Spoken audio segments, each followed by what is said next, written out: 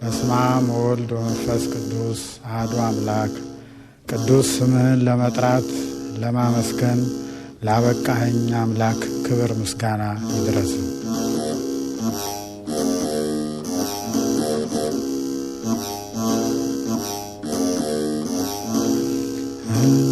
አባታችን በገናና ታሪካዊ አመጣጡ የበገና አገልግሎት በኢትዮጵያ ቤተክርስቲያን አክብሮታዊ ሰላምታችን ወደ እናንተ ያደረስ ዝግጅታችንን ሰብስክራይብ፣ ላይክ እና ሼር ያደረጋችሁ እንድትከታተሉ እንጋብዛለን። መልካም ቆይታ።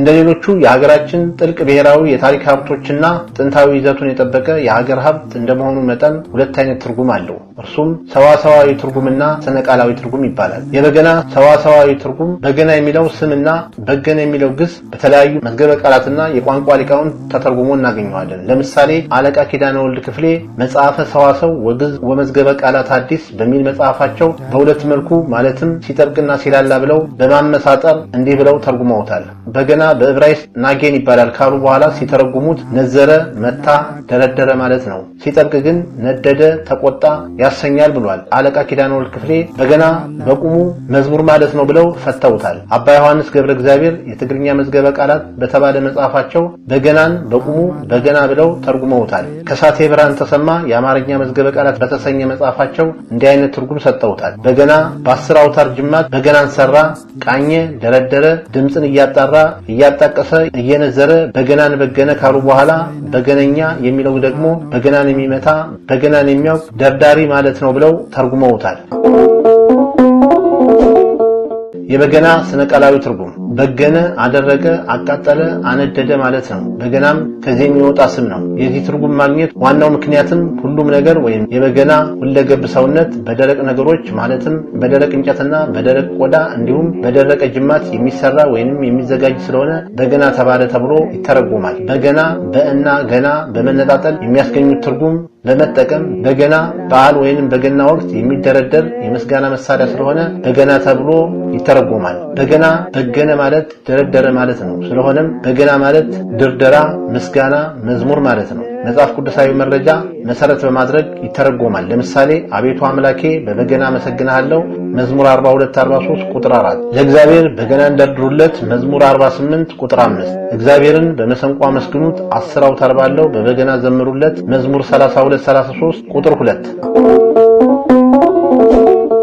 የበገና ታሪካዊ አጀማመር በገና በትክክል መቼና እንዴት ተጀመረ የሚለው ጥያቄ መልሱ ከባድ ቢሆንም ሁላችንም እንደምናውቀው ዓለምም ቢሆን በስፋት በግልጽ አደባባይ እያወደሰው እንዳለ የሁሉም ጥበባት ማለትም ስጋዊ ጥበብንም ጨምሮ መገኛቸው ወይንም ምንጫቸው መጽሐፍ ቅዱስ ነው። በመሆኑም በመጽሐፍ ቅዱስ ለመጀመሪያ ጊዜ ተገልጾ የምናገኘው የምስጋና ወይንም የዜማ መሳሪያ በገና ብቻ ነው። እንደ መጽሐፍ ቅዱስ እውነታ በገና ለመጀመሪያ ጊዜ የደረደሩት የላሜህ ልጅ የዮባል ወይም የኢዮቤል ልጆች ነበሩ። ዘፍጥረት ምዕራፍ 4 ከቁጥር 19 እስከ 24። ይሄውም አይነ ስውር የነበረው ላሜህ አያታቸው በበረሃ እየሄደ እያለ ቃየል ተቅበዝባዥ ነበርና ለብቻው በዱር ተሰውሮ ሲንኮሻኮሽ ሰምቶ መንገድ ይመራው ለነበረው ረድእ እጄ ይሞቅብኛል፣ ቅጠሎች ሲንኮሻኮሹ ሰማለሁ፣ አራዊት መጥቶብናል መሰለኝ፣ ስለዚህ ድንጋይ አቀብለኝ አለውና ድንጋዩን ተቀብሎ ቢወረውረው የቃየንን ግንባሩን መጥቶ ገደለው። ቀርበው ሲመለከቱት የራሱ አባት ቃየን ሆኖ ሲያገኘው እጅግ መሪር የሆነ ለቅሶ አለቀሰ። ወደ ቤቱን ተመልሶም አዳና ሴላ ለሚባሉ ሚስቶቹ አዳና ሴላ ሚስቶች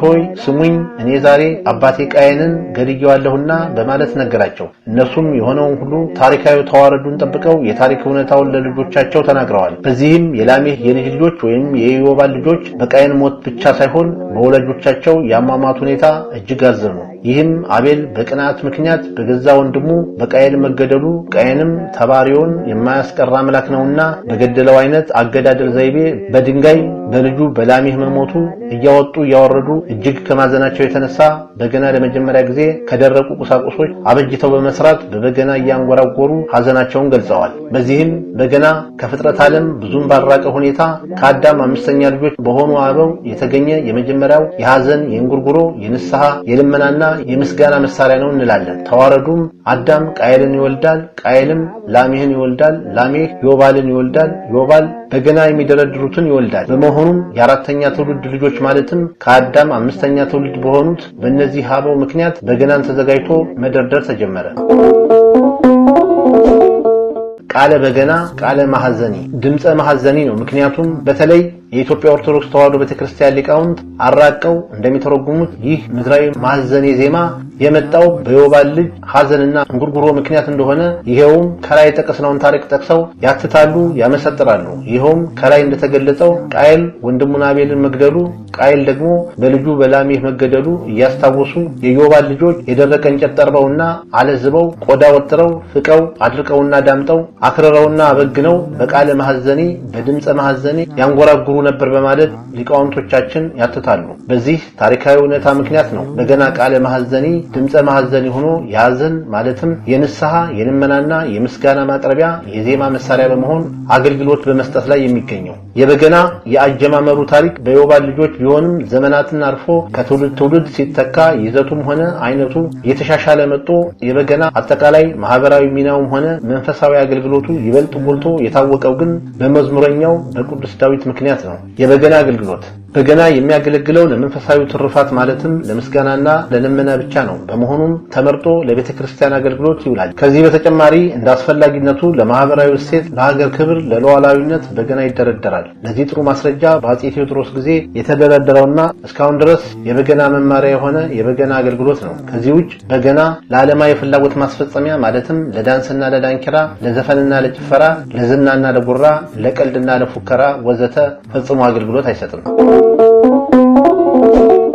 የበገና ጥቅም ከላይ እንደተገለጸው በገና በዋናነት ለመለኮታዊ የእግዚአብሔር ፈቃድ ማስፈጸሚያ ማለትም ለምስጋናና ለልመና የሚያገለግል ሲሆን በተጨማሪም ለማህበራዊ እሴት መገለጫ የሚውል መንፈሳዊና ጥንታዊ የዜማ መሳሪያ ነው። ስለ በገና በመጽሐፍ ቅዱስ የተጻፉ በአብዛኞቹ የሚገልጹት በገና ለምስጋናና ለልመና ሲቀርብ ነው። ትንቢት ለመናገር ቅዱስ ዳዊት የተናገራቸው ቃለ ትንቢቶች በሙሉ መመልከትም ወይንም ማንበብ በቂ ነው። ወደዚያም ወደ ከተማይቱ በደረስክ ጊዜ በገናና ከበሮ እምቢልታና መሰንቆ ይዘው ትንቢት እየተናገሩ ከኮረብታው መስገጃ የሚወርዱ የነቢያት ጉባኤ ያገኙሃል። አንደኛ ሳሙኤል ምዕራፍ 10 ቁጥር 5። ከመናፍስት ስቃይ ለመዳን እንዲህም ሆነ ከእግዚአብሔር ዘንድ ክፉ መንፈስ በሳኦል ላይ በሆነ ጊዜ ዳዊት በገና ይዞ በእጁ ይመታ ነበር፣ ክፉ መንፈስም ከእርሱ ይርቅ ነበረ።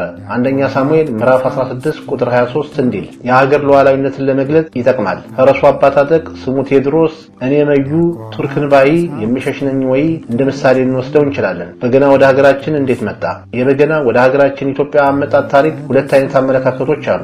የሀገራችን ኢትዮጵያ የስልጣኔዋ ውጤትና በሕገ ልቦና የማመኗ ውጤት ነው። ማለትም የተጀመረው እዚህ ሀገራችን ነው የሚል አስተምሮ ነው። በቀዳማዊ ምኒልክ ጊዜ ከታቦተ ጽዮን ጋር አብረው ከመጡት የዜማና የሥርዓተ አምልኮ ንዋየ ቅድሳት መጽሐፍት ወዘተ አንድ ሆኖ የመጣ ነው የሚሉ ሲሆን ይህንን አመለካከትም ይበልጥ በሀገራችን ጠበብት ሊቃውንት በስፋት ይተረጎማል፣ ይተረካል፣ ይታመናልም። ማርያም ሆይ እመቤቴ ሆይ ድንግል ደስ ይበልሽ፣ ለማቀርብልሽ ሰላምታ ለምኝልን ሳትሰለች ጧት ማታ ውድ ልጅሽ እንዲያደርግልን ይቅርታ ይቅር ብሎ ኃጢአታችንን ሁሉን እንዲያድነን ባንቺ ተማጽነናለን።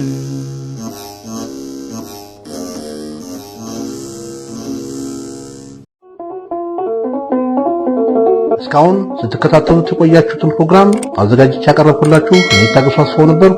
ሰላም።